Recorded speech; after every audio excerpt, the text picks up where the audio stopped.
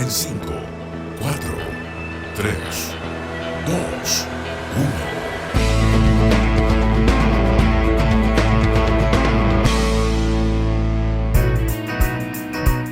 Otro martes acá en Hágase la Luz, y en este nuevo formato, primero que nada saludar a todos ustedes que nos están escuchando ahora en vivo, lo van a hacer después en las diferentes plataformas de TX Plus, y en este nuevo formato de Hágase la Luz, ustedes ya pueden ver al lado mío a Verónica Bustos, con quien, además de Sebastián, que estuvimos la semana pasada, nos vamos a ir turnando este programa para ir aquí pudiendo, no sé, contarles las cosas que están pasando, lo que nosotros pensamos, pero lo principal es lo que nuestros invitados piensan. Así que, Verónica, ¿cómo estás? Un gustazo estar aquí contigo en este capítulo de Hágase la Luz.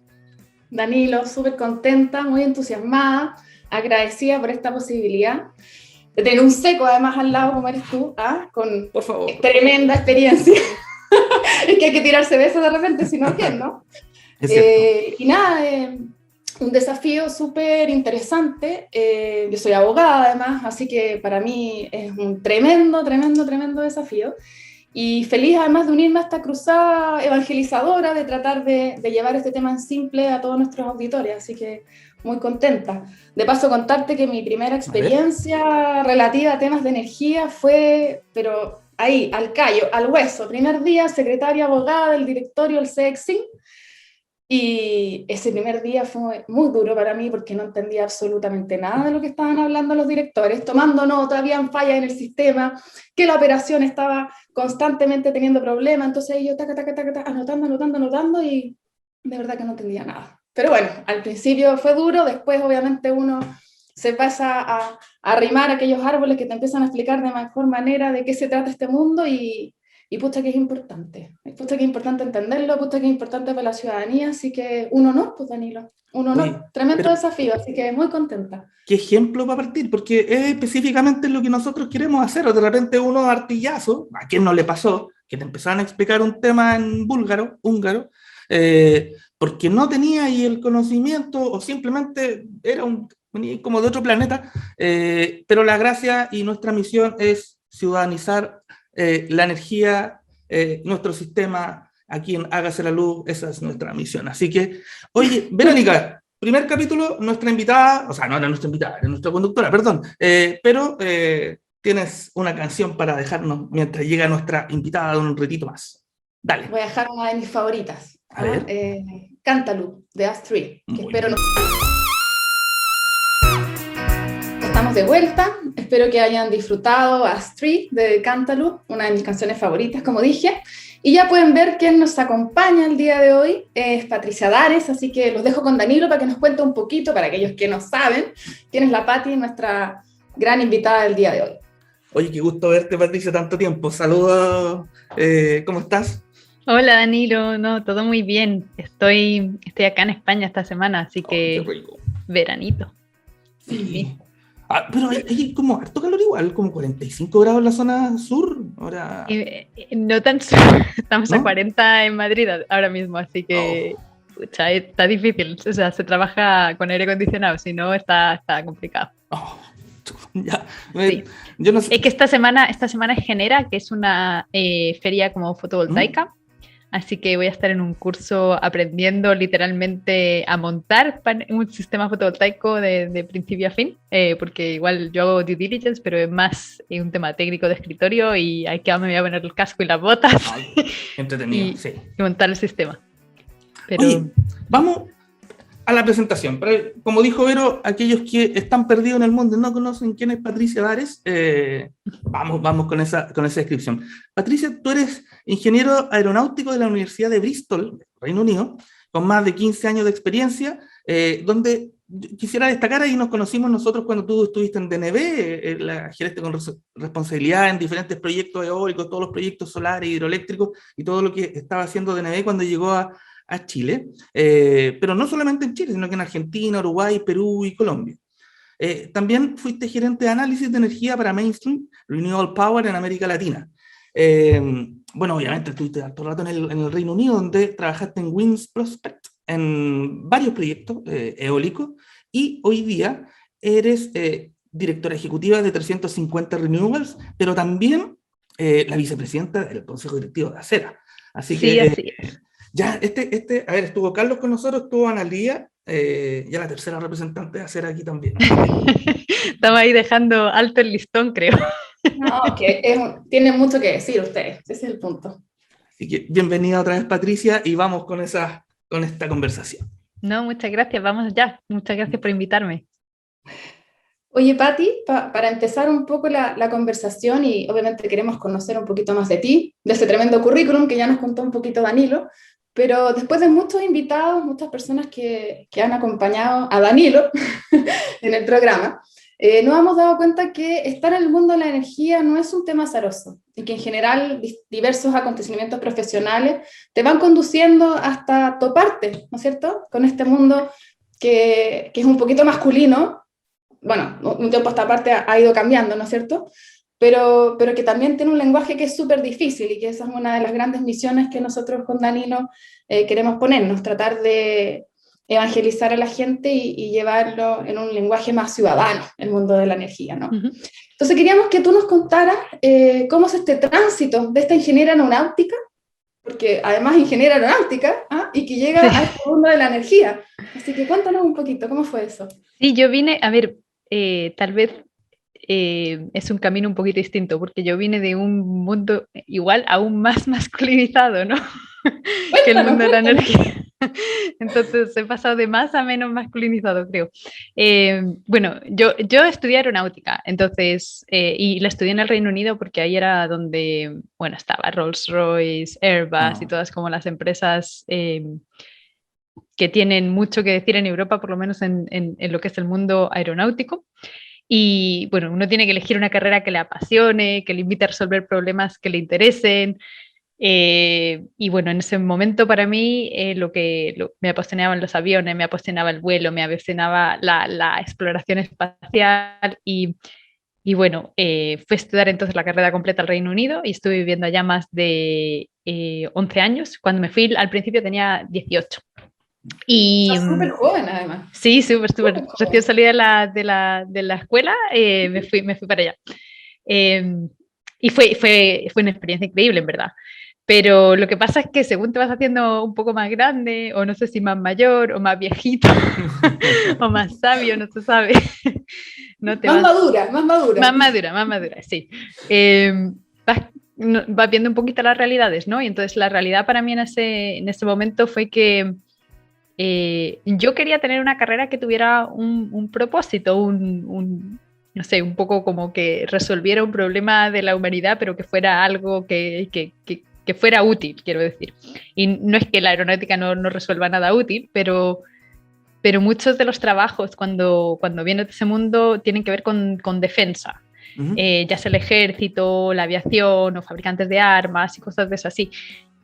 Cuando terminé la carrera, si bien la aeronáutica me seguía gustando mucho, lo que era la realidad de un trabajo en la industria aeronáutica, la verdad que me llamaba menos la atención. Entonces, busqué otras opciones y al final, siempre con la idea en mente de resolver problemas útiles, pasé de aeronáutica de aviones con 2 alas a turbinas con 3 y pasé de los aviones a las turbinas eólicas. Ahí fue donde empecé a trabajar un poco en Wind Prospect. Ellos eran la segunda empresa que desarrolló un parque eólico en el Reino Unido. Entonces estaban ahí metidos con un montón de proyectos y fue súper interesante porque ahí se veía un poco todo el proceso que había que realizar desde principio a fin y en verdad me gustó muchísimo. Debe haber sido sumamente desafiante además para ti. Sí, fue súper entretenido. Además, creo que un tema interesante a lo mejor en mi carrera es como que he estado en desarrollo de proyectos, pero también he estado en consultoría. Entonces yo empecé en desarrollo y luego me fui un poco metiendo a consultoría. Entonces empecé en eólica y también ahora mucho del trabajo que hago también es fotovoltaico o incluso de cálculo de huella de carbono o de reducción de esa huella de carbono. Entonces como que ha sido súper lindo en verdad el proceso. Así que, no sé, ha sido bonito. Qué inspiradora historia. considero yo, inspiradora histórica. Y ahora más encima aprendiendo a subirte a los techos a instalar los paneles solares. Bueno, O sea, no sé cuánto, no sé cuánto me toque de eso, pero por lo menos, pero por lo menos adquirir saber hacerlo. experiencia. Sí, exactamente. Oye, Interesante, ¿y Chile? muy interesante. Perdón, ¿y Chile cómo empalma este desarrollo? Inglaterra, bueno, tú eres española, no lo notamos, obviamente, porque la sé. Pero, a ver, sí, yo creo que llegaste a DNB el 2015, por cierto, ¿no?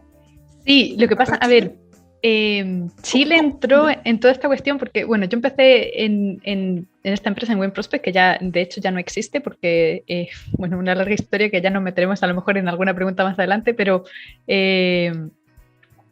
yo pasé a consultoría y ahí había muchos proyectos internacionales y en uno de esos nos tocó un viaje a Chile cuando estaban saliendo la ley corta, no sé qué, como que me pareció un mercado súper interesante y conocí a Mainstream en ese viaje a Chile y estaban buscando en ese momento una persona que conociera muy bien el modo anglosajón, que hablara muy bien español y porque tenían también un tema ahí cultural fuerte porque, a ver, cómo se hacen negocios en el Reino Unido, cómo se hacen negocios en Irlanda, cómo se hacen negocios en Chile, cómo se hacen negocios en cada país tiene su idiosincrasia y sus temas. Y como que tenían ahí puntos de fricción y querían a una persona que se moviera bien en los dos ambientes. Que pensándolo bien ahora, en verdad, después de haber estado 10 años en Chile, obviamente cuando llegas como española en mi caso, y además como española que no había vivido en España 11 años y se había ido de España bien chica, fue un poco de desastre, ¿no? Yo tampoco conocía la idiosincrasia de Chile. No, me metieron ahí como para entender y me decían, yo te llamo y yo pensaba que en verdad me iban a llamar. Somos muy especiales nosotros, bueno. No, todos somos muy especiales, pero... Forzoso. ¿Ah? Sí, no sé si forzoso, pero como que todos los países tienen su forma de hacer negocios y hay que aprenderla. Al final la culpa es de uno, porque o sea, uno se tiene que adaptar a lo que hay, a cómo funciona el país, los negocios, las relaciones humanas. Y eso tardas un tiempo en aprenderlo. Entonces, fue igual bien entretenido.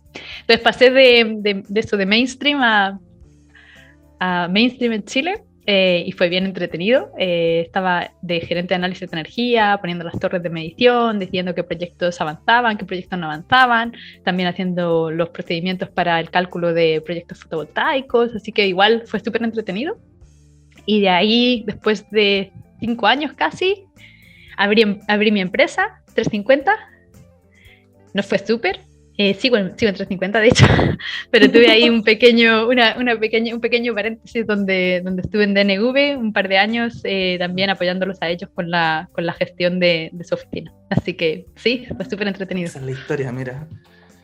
Yo ahí debo confesar, claro, yo tenía la idea de que tú habías aparecido en Chile a eso de DNV, ¿no? Pues hay una carrera atrás en Chile importante.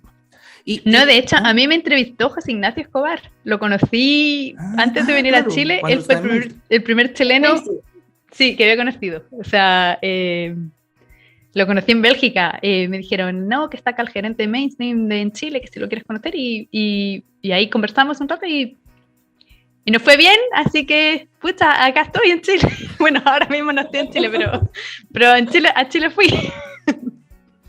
Oye, hablemos de Chile, sigamos un ratito acá, y es porque, claro, viviste este proceso, vivimos todos de esta como penetración incipiente de la energía renovable a eso del 2007 con Canela 1, la primera, esos 18 megas que aparecieron ahí, camino a La Serena. Y hoy día, después de todo eso, nosotros igual estamos como en una vanguardia de un país un poco espejo, se nos ha tomado como caso internacional de estudio, y con metas claras hoy día en cuanto a sostenibilidad y también de carbono neutralidad. Y como lo dije recién, no siempre fue así. Y cuando estaba, por ejemplo, yo en la comisión y que empezábamos a analizar los grid codes internacionales o cómo se hacía, miramos harto Europa. Europa iba harto más adelante que nosotros. Y después también supimos que obviamente como fueron los pioneros, hicieron cosas bien, pero cosas no tan bien tampoco. Entonces, como tú estuviste allá, sobre todo con la experiencia que tuviste en Inglaterra, ¿cuáles fueron esas grandes dificultades que tuvieron allá en Europa para esta masificación de la energía renovable y si todavía estamos a tiempo de sacar lecciones para nosotros. Yo creo que siempre se pueden sacar lecciones. Mm. Hay muchas lecciones, ¿no? Hubo un tiempo, por ejemplo, donde se decía no se puede meter más de 20% de energía renovable en la matriz y todo el mundo decía que sí. Y ese tipo de cosas, y ahora sabemos que obviamente no es el caso. Si tengo que elegir una, yo me quedaría probablemente con que la lección más importante es el ordenamiento territorial, porque, a ver, cuando uno empieza, bueno, no pasa nada, tenemos mucho espacio, tenemos los mejores sitios para poner proyectos y elegimos los mejores sitios, pero el problema es cuando uno se pone serio realmente en hacer una transición energética, y aún si nos ponemos más serios en hacer una transición energética que nos ayude a sacar el carbón, nos ayude a sacar el gas, nos ayude a dejar de prescindir del diésel, nos dé como una seguridad dentro de lo que es nuestra política energética del país, nuestros recursos energéticos, que no estén sujetos a, digamos, a inflación o a cuellos de botella por otros sentidos. Hay que poner números, y si ponemos números nos damos cuenta de que el volumen de renovables que necesitamos instalar es muy alto. ¿Y eso qué significa? Pucha, eso significa que tenemos que ordenarnos un poco. Yo estuve 11 años trabajando en el Reino Unido. Y en esta empresa que les contaba, al principio tenían muchos proyectos eólicos. Ponte tú, tenían un portafolio de 30, 40 proyectos eólicos, solo en el Reino Unido, que igual tampoco es un país tan grande. Chile es más grande que el Reino Unido, ¿no? Entonces, al principio, las plantas eólicas onshore se aprobaban y se construían en 3 años. O sea, se aprobaban en 3 años y se construían en 1, ¿no? Después pasamos a 4 años, lo cual probablemente es normal porque los sitios son un poquito más complejos, digamos, la institucionalidad también se vuelve como más compleja, está bien. Después en 5. Después en 5 y siempre con un public inquiry, que significa que iban como a juicio, es decir, la comunidad casi siempre, o sea, prácticamente siempre se oponían. Casi siempre había que ir a juicio para apelar la decisión. Incluso en situaciones donde en verdad era un poco una locura. Por ejemplo, ponemos una turbina en medio de 2 autopistas, ¿no? En el cruce de 2 autopistas, pero con suficiente estancia de separación y todo, y el proyecto se frenaba, por ejemplo, por una cuestión de impacto paisajístico. Oye, estamos en medio de 2 autopistas, ¿cómo puedes frenar esto por impacto paisajístico? Esto no es una...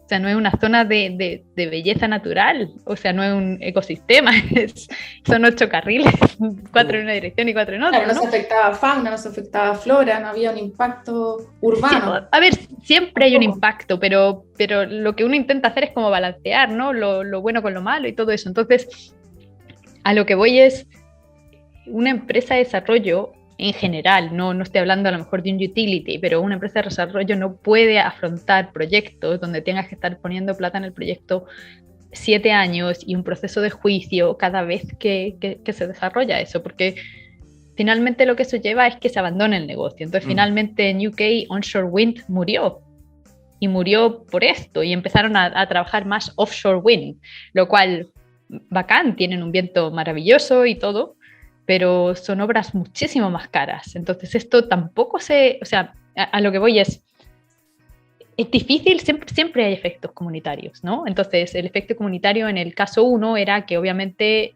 no querían ver el aerogenerador o lo que fuera, o hay temas de shadow flicker, o a lo mejor hay temas de ruido, o a lo mejor hay temas de fauna, como decías, y está bien, o sea, esos efectos obviamente hay que considerarlos y hay que tratarlos de forma seria, pero el no hacer esto también tiene un efecto comunitario, que eso nadie se opone porque pucha, pues te deja llevar por la corriente, pero lo que eso significa es que ahora hay costos de la electricidad más altos, porque los proyectos offshore son mucho más caros.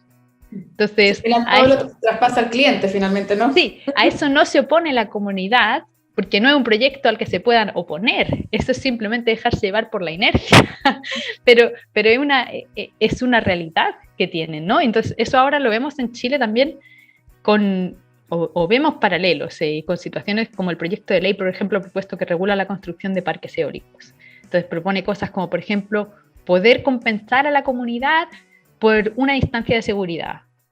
O sea, yo pienso, si en realidad hay un problema de seguridad, simplemente hay que mantener la distancia. No puedes pagar a alguien porque asuma un riesgo hacia su vida a un riesgo hacia su salud. Si hay un problema, en verdad, si hay un problema de seguridad, eso no es negociable, no puedes pagar por decirle, bueno, ya está a 300 metros de la turbina, pero toma, aquí tienes plata. No, pues.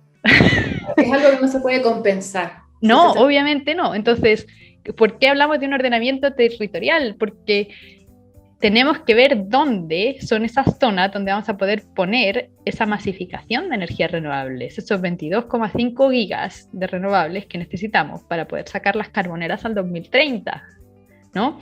Entonces, si ponemos unas distancias de separación como las que sugiere este proyecto de ley, que prácticamente no puede cumplir a día de hoy ningún proyecto en Chile, en lo que es la zona sur, o en el norte es distinto. Sí, porque no hay tanta población, claro. Claro, entonces el problema a lo mejor es más de fondo y es otro, y es dónde vamos a poner esos 22,5 gigas. ¿Cuáles son las zonas que son aptas para el desarrollo urbano? ¿Qué zonas no son aptas para el desarrollo urbano? Y esto también toca otros puntos como ambientales. Por ejemplo, si esta zona no es apta para el desarrollo urbano, pucha, debería estar, como quintero. debería estar haciendo una parcelación donde yo tomo bosque nativo o una zona que no está tocada, que no tiene caminos, que no tiene infraestructura urbana, y yo hago una parcelación y al final tengo que cortar bosque nativo, tengo que secar humedales, tengo que poner cercos que fraccionan lo que es el área, ¿no? Entonces, ¿qué zonas qué zonas dedicamos al desarrollo urbano? ¿Qué zonas dedicamos al desarrollo rural? ¿Qué zonas dedicamos para la industrialización? Porque igual no nos engañemos, ¿no? La eólica y la fotovoltaica son energías que son mucho más limpias que el carbón, que el gas, que el diésel, pero siguen siendo centrales de generación y por tanto es desarrollo industrial. Entonces, y este desarrollo industrial se supone que lo estamos haciendo para el bien de las personas, ¿no? Entonces, es un poco ordenarnos en ese sentido, en dónde ponemos qué, no un free for all o bueno, ya veremos cómo sale o dejarnos. Igual yo creo que también hay un poco el dejarse llevar por la inercia, sin darse cuenta de que dejarse llevar por la inercia no es que esto se va a resolver a futuro, sino simplemente como pasó en el Reino Unido, ¿no? Esto no es, si no hay onshore wind, ya no hay onshore wind, ganamos. No, ya ganaron, no, se fueron a offshore wind, que es otra cuestión que lleva precios más altos, ¿no? Entonces, es también tener un poco esa visión de futuro o esa visión de varios grados o de separación que supone ver hacia dónde vamos cuando no tomamos una decisión. Y precisamente a raíz de este tema que tú tocaste, que creo que es súper clave, en este camino, obviamente, que estamos transitando a la descarbonización, desfolización, ¿no es cierto?, carbono neutralidad, han aparecido distintos estudios, ¿no es cierto?, con distintos análisis público, privado, mostrándonos ciertos caminos que podemos finalmente obtener para llegar a estos temas que queremos alcanzar. Hace muy poquito el Coordinador Eléctrico Nacional elaboró una hoja de ruta, la que compartió, ¿no es cierto? Y entiendo que estás en conocimiento. ¿Qué te parece este documento? Porque una de las premisas que dice es efectivamente contar con una matriz 100% renovable al 2030. Entonces está muy relacionada con lo que nos acabas de comentar. ¿Cómo lo ves tú? O sea, me encanta que lo hayan publicado, me encanta. Me gusta más igual me encanta más el estudio que hizo Acera, pero igual el del coordinador tengo que decir que me encanta. ¿Ya? Y me encanta que finalmente estén empezando a ser más proactivos en la transición energética, porque creo que era vamos a decir, una asignatura en la que no estaban sobresalientes. Okay. Entonces creo que está súper que obviamente la seguridad, la fiabilidad del sistema de una matriz energética es clave, ¿no? Pero que hay que tener una visión de futuro y que un sistema muy estable y muy fiable en un planeta que no tiene las condiciones para la vida no nos sirve de nada, ¿no? Entonces, tenemos unos acuerdos internacionales que cumplir, tenemos unas metas de descarbonización que cumplir, queremos tener esta soberanía energética, entonces me encanta que estemos en el mismo libro, vamos a decir, que veamos que las instituciones clave, como el Coordinador Eléctrico, están empezando a apuntar a esa dirección, porque no hace tanto tiempo algunas figuras clave, por ejemplo, no tenían mucho tema en decir cosas como, no, el gas no tiene que salir nunca de la matriz. Y eso es fuerte, ¿no? Que eso se diga en una reunión. O sea, en una institución pública que se supone que está mirando a lo que son también los acuerdos que tiene el país a nivel internacional y dentro de lo que es una descarbonización, ¿no? Entonces, igual es súper bueno. El documento me ha gustado, me parece que es una hoja de ruta útil y me gusta, obviamente, que se están moviendo las cosas en la dirección que tiene que ser, pero lo que sí es, obviamente, no sé si necesitamos muchos más diagnósticos. Creo que igual hay que subir una marcha y es hora de hacer más que de... Más de pensar, más acción. Sí, porque no es el único, o sea, vuelvo a decir lo mismo, es increíble que el coordinador eléctrico saque un estudio así, ¿no? Es súper bueno, me parece súper bueno, o sea, 5 o 10 años atrás ni se nos hubiera ocurrido, ¿no? Tal vez más 10 que 5, pero igual creo que el punto es que ya sabemos qué necesitamos. Necesitamos más almacenamiento. Para eso tenemos un reglamento de potencia que está ahí medio raro. Tenemos el tema de servicios complementarios, donde en la teoría se puede dar servicios complementarios, pero en la práctica poquitas centrales de renovables o de almacenamiento dan este tipo de servicios.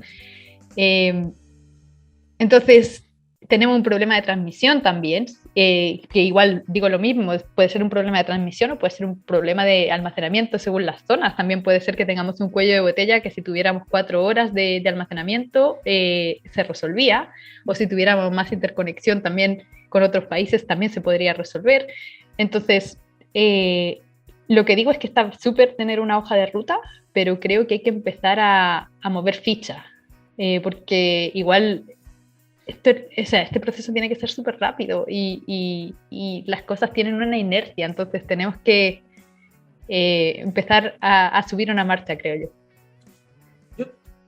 O sea, quizás voy a repetir lo que dijiste, porque viste en el clavo en una cosa y personalmente me interpretaste súper bien. Esto el coordinador siempre ha hecho este tipo de estudios, siempre ha hecho este tipo de análisis, siempre ha estado ahí mirando qué es lo que pasa en el sistema. Una opinión personal ahí, don Ernesto, no se me enoje si estoy equivocado. Es que el coordinador siempre hizo todo este análisis, pero de alguna manera, como diciendo, como dijiste tú, podemos el 20, podemos el 25, si hacemos estas cositas, podemos el 30, pero ahora con esta hoja de ruta como que pones a disposición, se podría decir, todo su...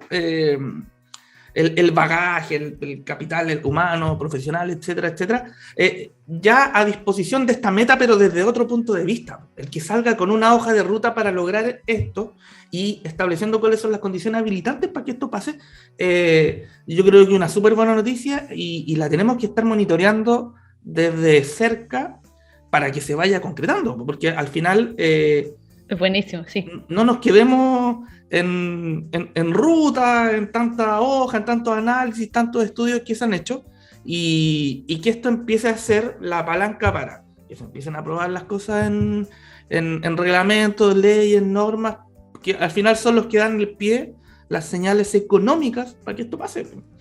Efectivamente, o sea, y ese es el punto, too much analysis can lead to paralysis. ¿No? ¡Qué buen resumen! Sí, o sea, es decir, bacán, ya vamos allá, ¿no? Vamos. Exacto. Ya tenemos, o sea, llegó, se podría decir, la institución, como es el coordinador, la que tiene todo el tonelaje para hacer esto, y dijo, más allá, obviamente, de los planes políticos de la administración actual y de la anterior también, de decir, ok, técnicamente, esto tiene que ser.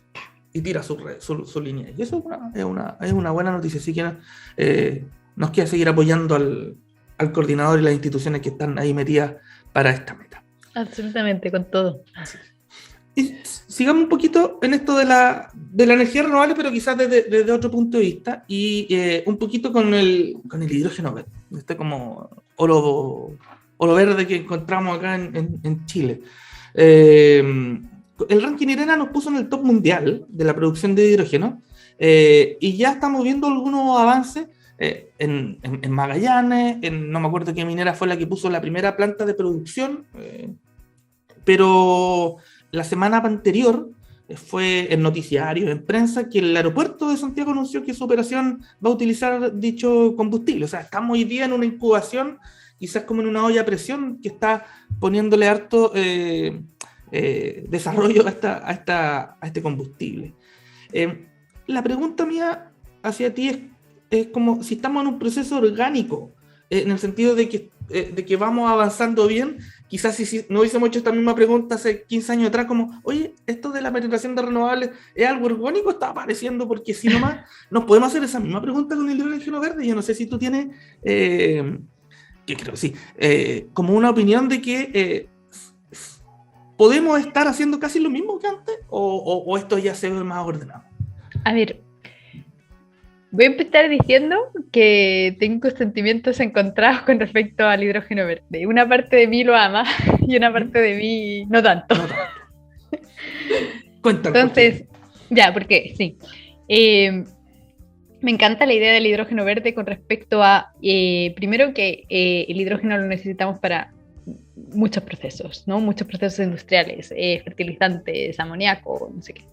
Entonces, creo que es súper útil, y ese hidrógeno ahora mismo no es hidrógeno verde, ¿no? Es hidrógeno gris. Entonces, para que se siga un poco moviendo los engranajes del mundo en este tipo de procesos que no son menores. O sea, cuando hablo de fertilizantes, estoy hablando de toda la cadena alimentaria, de todo lo que compramos en el supermercado. No estoy hablando de como, ya un proceso industrial, como ya, quién sabe, ¿no? Es como, no es menor. Ya es un mercado gigante de lo que estoy hablando. No estoy hablando de digamos, el cacahuete del mono, si quieres, como el chocolate del loro, o como le llamen, diferentes. Como que no estoy hablando de una cosita así como que me da lo mismo, ¿no? Es un tema súper fuerte. Entonces, creo que es súper importante que ese tipo de procesos que necesitamos en lo que es un mundo industrializado, los hagamos más verdes. Entonces, si es hidrógeno, es fundamental, y ahora mismo es hidrógeno gris, ese hidrógeno tiene que pasar a ser hidrógeno verde. Y ahí como que no hay mucho, o yo encuentro por lo menos que no hay mucho debate. Es maravilloso que el hidrógeno verde exista.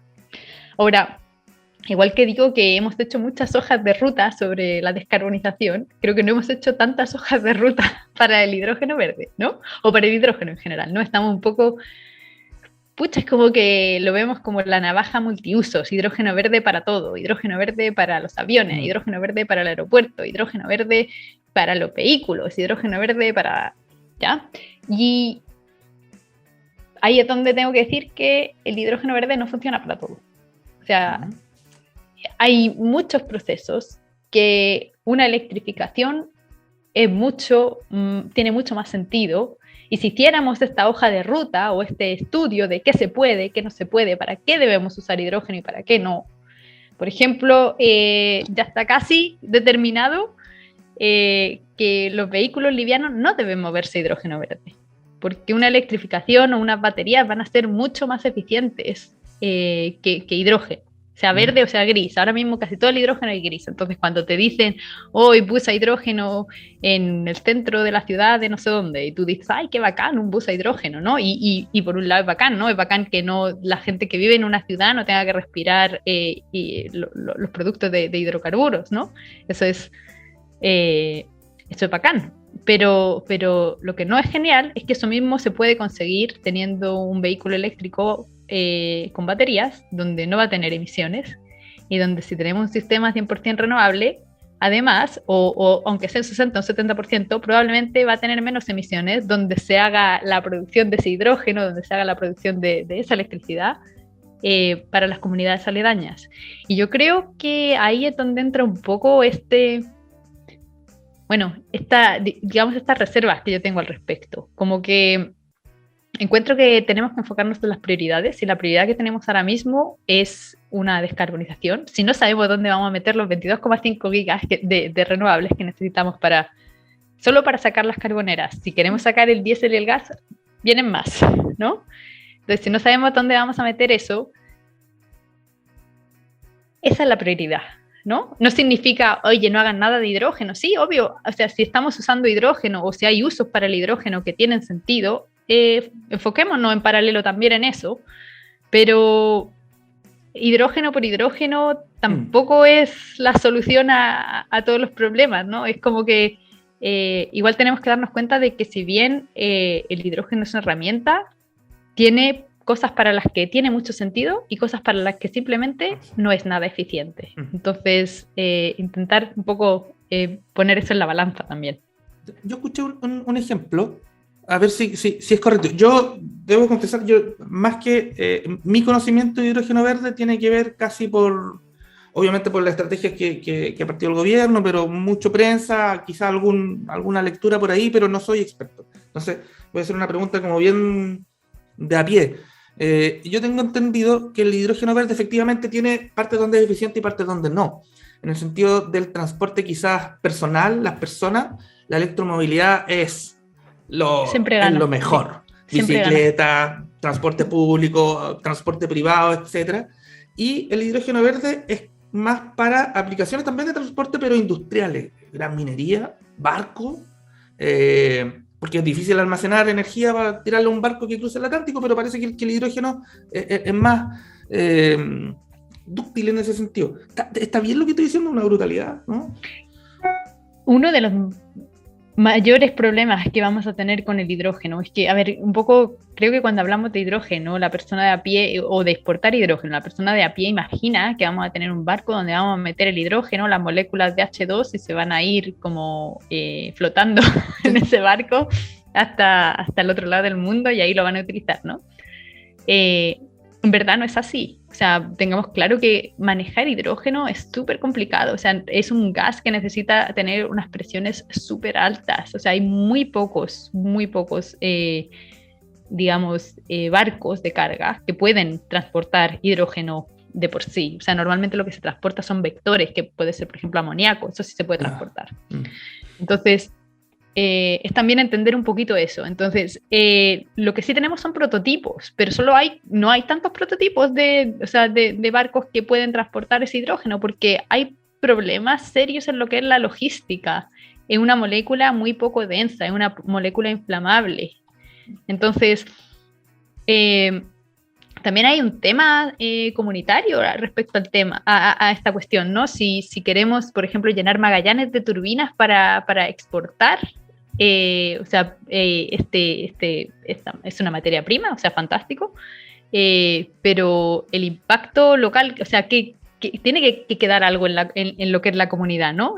O si estamos ok simplemente con llenar Magallanes, por ejemplo, de turbinas y exportar esta materia prima donde no se va a usar nada en Magallanes. Por ejemplo, por poner un ejemplo, ¿no? Entonces hay como varias aristas con respecto a esta cuestión que creo que ahí a lo mejor sí que tenemos que hacer un poco más de análisis y no tanta actividad, ¿no? Porque podemos llegar a los dos extremos. Un extremo es creernos que porque hay mucho movimiento hay progreso, ¿no? Estamos avanzando. Y lo que hay es mucho movimiento, mucha actividad. Y yo veo mucha actividad con respecto al hidrógeno, pero no toda esa actividad productiva, útil, que nos lleva a donde queremos ir. Y eso es un poco lo que veo que es digamos, el círculo que tenemos que trabajar un poquito. A diferencia de lo anterior, acá hay más acción que pensé que no. Sí. Oye, Pati, dándote ahora a otro tema, ¿ya? Ya. Tenemos una agenda súper nutrida, súper desafiante, mediano, corto, largo plazo. En general, el mundo energético es algo que siempre está en constante movimiento, ¿no es cierto? Y obviamente la integración energética regional, al parecer ser un tema que estamos al debe con nuestros vecinos. ¿Cómo lo ves tú? ¿Cuáles son los próximos desafíos? Hace pocas semanas, entiendo, a AES lo autorizaron a volver con la conexión que tiene hacia Argentina, ¿no es cierto? En Salta. Sí. Entonces, ¿cómo lo ves tú en esta integración que estamos un poquito al debe, tal vez en general en la región? No hablo solamente de Chile. ¿Es relevante que esto suceda? ¿Cuál sería el impacto? ¿Cómo lo ves tú esto?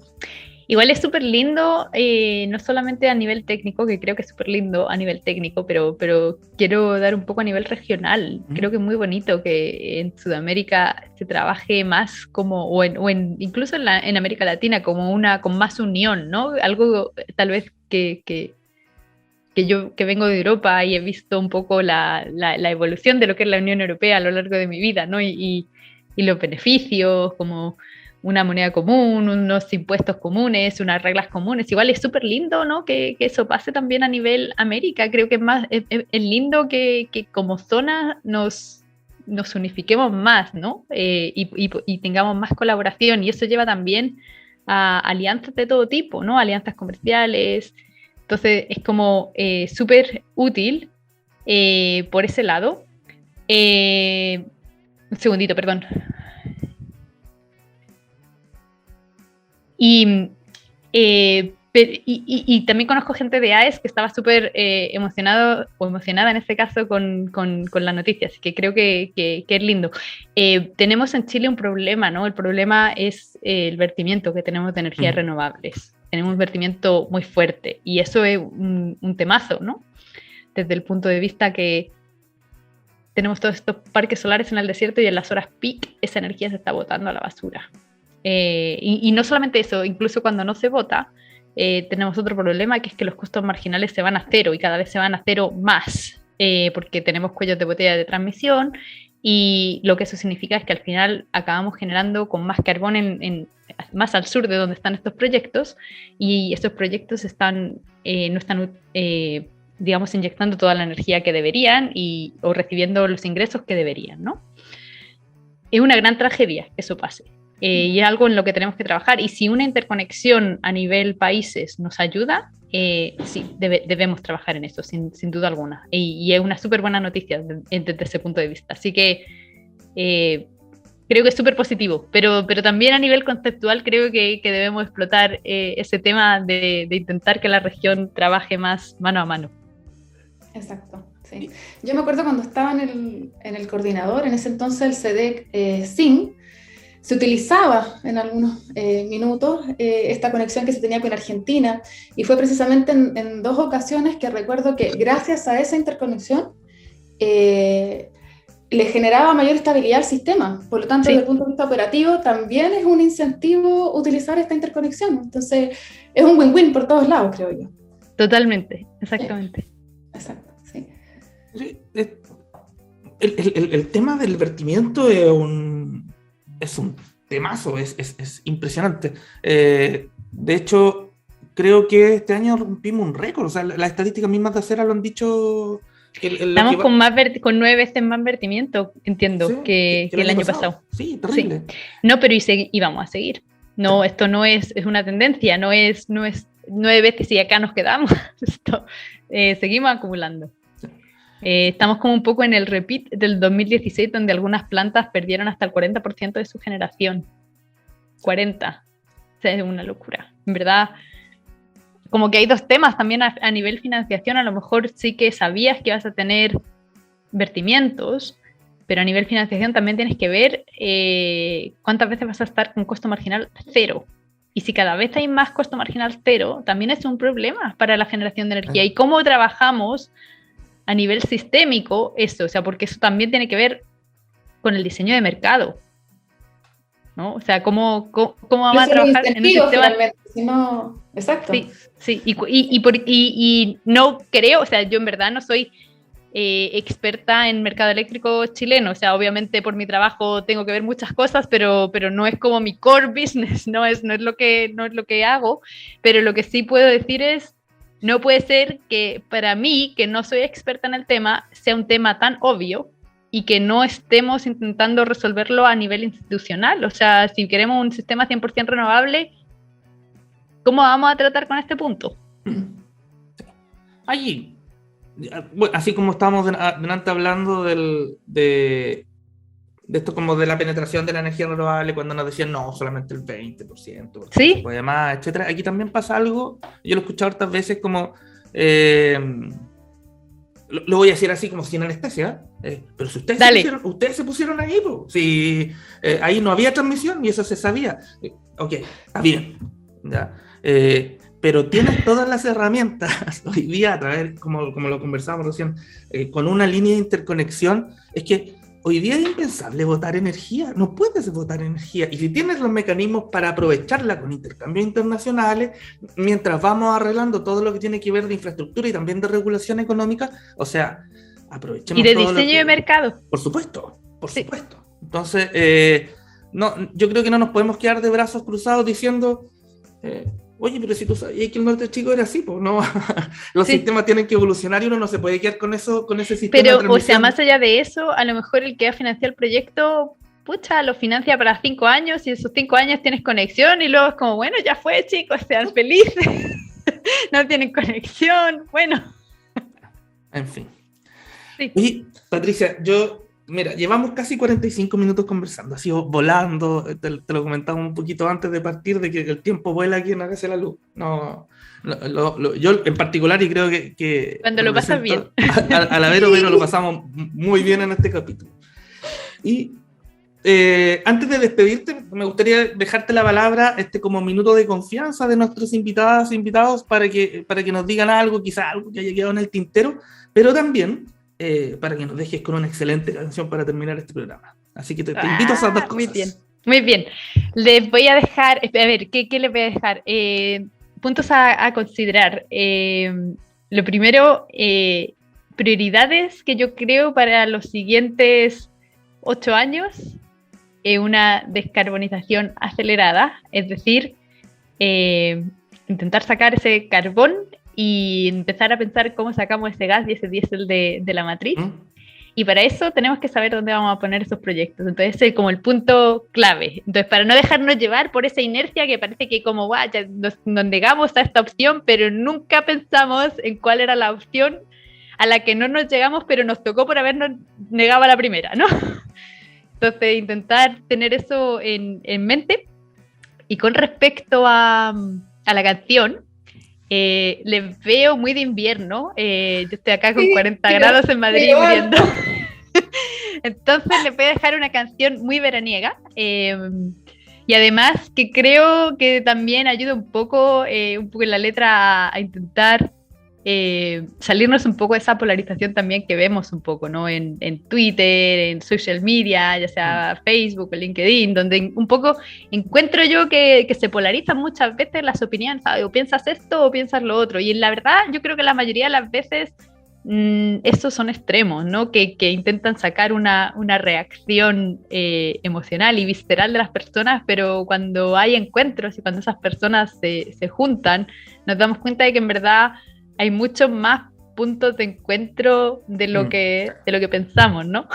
Entonces, la canción que les voy a dejar para que se acuerden del verano, que no falta tanto para que llegue. Solo 3 meses más. No, nos falta el invierno todavía. Ya, vamos a venir al invierno. Ya sean positivos. Es de Sheryl Crow, Soak Up the Sun. Así que les voy a dejar con este temazo.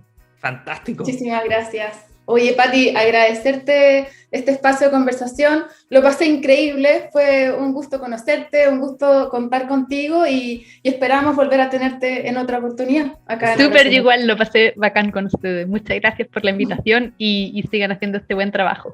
Gracias, Patricia. Y nosotros nos vemos la próxima semana con otro invitado, invitada de esta tonelaje como Patricia Dare hoy día. Así que no se pierdan de la programación de TX Plus y de Hágase la Luz.